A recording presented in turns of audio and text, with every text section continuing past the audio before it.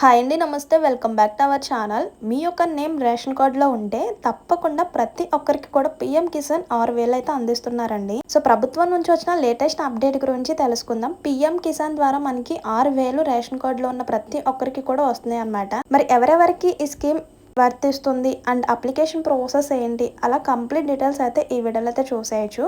Video ఎక్కడ కూడా skip చేయకుండా చూస్తే కంప్లీట్ డీటెయిల్స్ అయితే తెలుసుకోవచ్చు అండి. అండ్ మర్చిపోకుండా చాలా మంది వీడియో చూస్తున్నారు కానీ లైక్ చేయడం మాత్రం మర్చిపోతున్నారు. సో ప్లీజ్ వీడియో చూసే ముందు ఒక చిన్న లైక్ చేసి అయితే వీడియో చూడండి. మీరిచ్చే ఒక చిన్న లైక్ వల్ల ఈ ఇన్ఫర్మేషన్ అనేది ఇంకా చాలా మందికి హెల్ప్ అయ్యే అవకాశం అయితే ఉంటుందండి.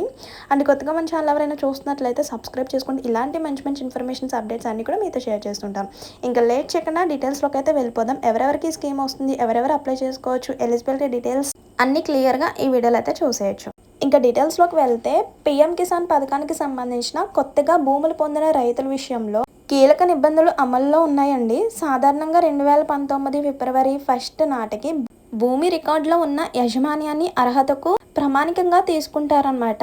అయితే భూ యజమాని మరణించిన తర్వాత వారసత్వంగా భూమి బదిలీ అయిన సందర్భాలకు ప్రత్యేక అవకాశం కూడా ఉంటుందండి.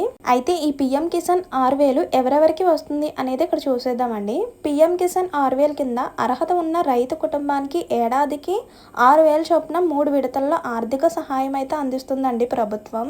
అండ్ నెక్స్ట్ చూడండి, 2019 ఫిబ్రవరి 1 తర్వాత భూమిని కొనుగోలు, కుటుంబ ఆస్తి పంపకం లేదా గిఫ్ట్ ద్వారా పొందిన కొత్త యాజమానులు సాధారణంగా చెప్పుకోవాలంటే కొత్తగా అర్హులు కారన్నమాట. కానీ పాత లబ్ధిదారు రైతు మరణించినప్పుడు వారసత్వంగా భూమి పొందిన కుటుంబ సభ్యులకు ఇతర అర్హతలు నెరవేరితే ప్రయోజనం కొనసాగించే నిబంధన ఉందండి.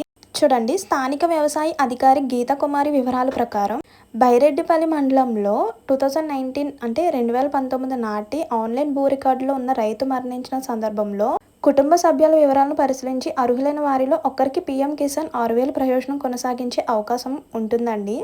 సో ఇందుకు కుటుంబ వివరాలు, భూ రికార్డులు, ఇతర అర్హతలను అధికారులకు పరిశీలిస్తారనమాట. ఇందులో రేషన్ కార్డులో కుటుంబ సభ్యుడి పేరు ఉండడం పరిశీలనలో ముఖ్యమైన అంశంగా అధికారులు పేర్కొంటున్నారు. అండ్ నెక్స్ట్ చూడండి, ప్రస్తుతం అధికారిక పీఎం కిసాన్ పోర్టల్లో కొత్త రైతు నమోదు, అలాగే స్వీయ నమోదు వివరాలు అప్డేట్, లబ్ధిదారు స్థితి పరిశీలన వంటి సేవలు అందుబాటులోకి వస్తున్నాయండి. సో అందుబాటులో ఉన్నాయన్నమాట.